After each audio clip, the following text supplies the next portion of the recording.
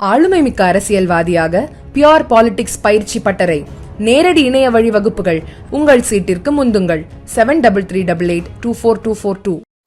திரு C V Shanmugam என்பவர் அதிமுகவை சார்ந்த சிட்டிங் எம்பி. அவர் உயர்நீதிமன்றத்தில் தமிழக அரசு 2 திட்டங்கள், உங்களுடன் ஸ்டாலின் மற்றும் நலம் காக்கும் ஸ்டாலின், இந்த திட்டங்கள் எல்லாம் மாண்புமிகு முதலமைச்சர் பெயருடன் இருக்கக்கூடாது, திட்டங்கள் முதலமைச்சர் பேரே இருக்கக்கூடாது, இது உச்சநீதிமன்ற தீர்ப்புக்கு எதிரானது என்று ஒரு ரிட் மனு தாக்கல் செய்திருந்தார். அந்த ரிட் மனுவில் சென்னை உயர்நீதிமன்றம் கடந்த 31ஆம் தேதி ஒரு தடை உத்தரவு, அதாவது சிட்டிங் பொலிட்டிக்கல் பர்சனாலிட்டிஸ் நேம் இருக்கக்கூடாது என்று தடை விதித்திருந்தார்கள்.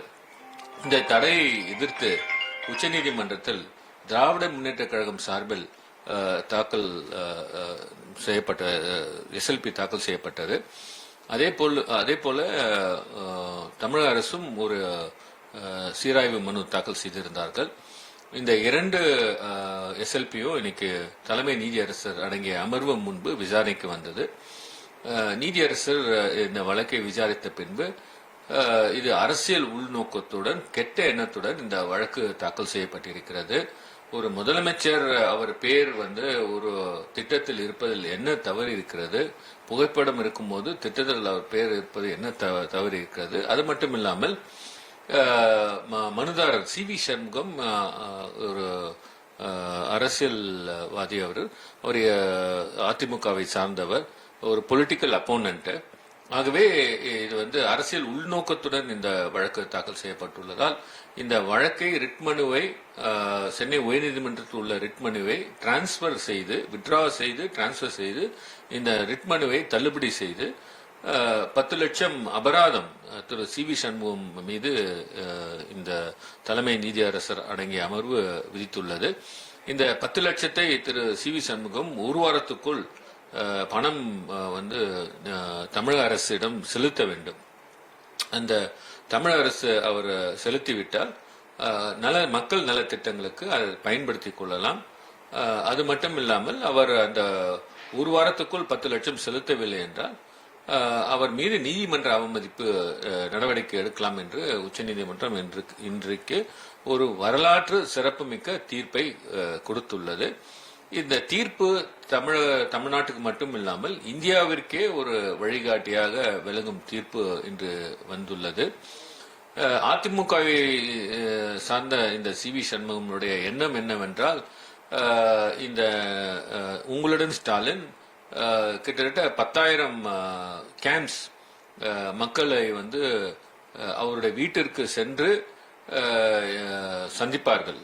சந்தித்து அவர்களுக்கு அரசுடைய திட்டங்கள், பயனாளிகள் திட்டங்கள் வந்தடையவில்லை என்றால் அவர்களுக்கு என்ன பிரச்சனை, அதை தீர்வு காண்பதற்காக தான் இந்த 10,000 கேம்ப்ஸ் தமிழ்நாடு முழுக்க டிசம்பருக்குள்ள செய்ய போறாங்க.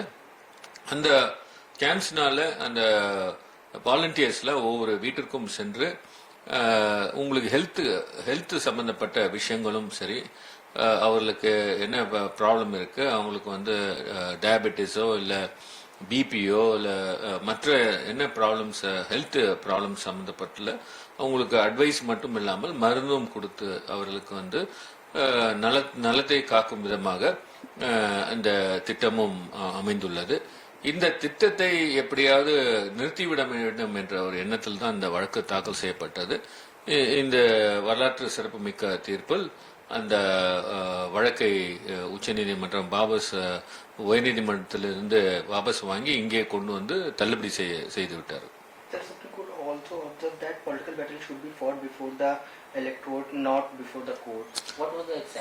உச்சநீதிமன்றம் இன்றைய தீர்ப்பில் இந்த வழக்கு விசாரணையும் போது உச்சநீதிமன்ற தலைமை நீதியரசர் மனுதாரர் சி வி சண்முகம் அவருடைய வழக்கறிஞரிடம் கேட்டார், இந்தியாவில்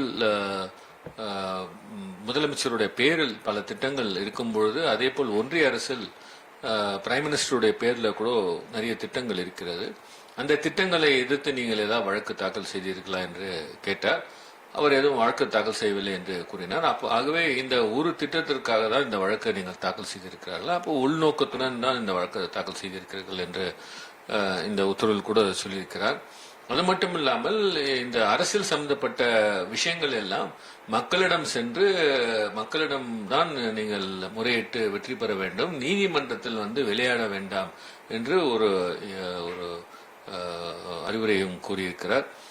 ஆகவே இது போன்ற அரசியல் கெட்ட எண்ணத்துடன் வழக்குகள் என்டர்டெயின் பண்ணக்கூடாது என்று உச்சநீதிமன்றம் கருத்து தெரிவித்துள்ளது.